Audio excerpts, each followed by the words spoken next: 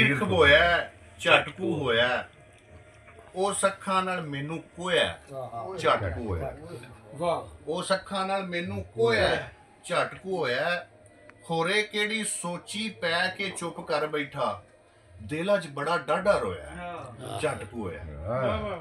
ਤੇ ਸਜਣਾ ਦੀ ਉਡੀਕ 'ਚ ਇੱਕ ਮਲੂਕੜਾ ਜੀ, ਸਜਣਾ ਦੀ ਉਡੀਕ 'ਚ ਇੱਕ ਮਲੂਕੜਾ ਜੀ, ਕਾਂ ਦੀ ਗੱਲ ਤੇ ਲੱਗ ਕੇ ਮੋਇਆ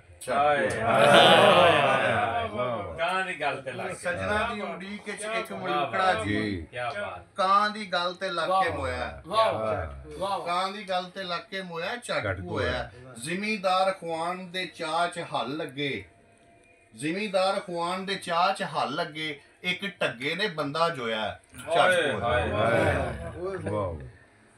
ਜ਼ਿਮੀਦਾਰ ਖਵਾਨ ਦੇ ਚਾਅ 'ਚ ਹੱਲ ਲੱਗੇ, ਇੱਕ ਢੱਗੇ ਨੇ ਬੰਦਾ ਜੋਇਆ ਝਟਕੂ ਹੋਇਆ।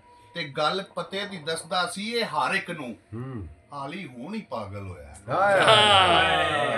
ਗੱਲ ਪਤੇ ਦੀ ਦੱਸਦਾ ਸੀ ਇਹ ਹਰ ਇੱਕ ਨੂੰ, ਹਾਲੀ ਹੁਣ ਹੀ ਪਾਗਲ ਹੋਇਆ ਝਟਕੂ ਹੋਇਆ। ਤੇ ਆਉਂਦਾ ਜਾਂਦਾ ਹੋਰ ਨਾ ਕੋਈ ਵੜ ਆਵੇ, ਇਸ ਲਈ ਅੱਖ ਦਾ ਬੂਹਾ ਟੋਇਆ ਝਟਕੂ ਹੋਇਆ।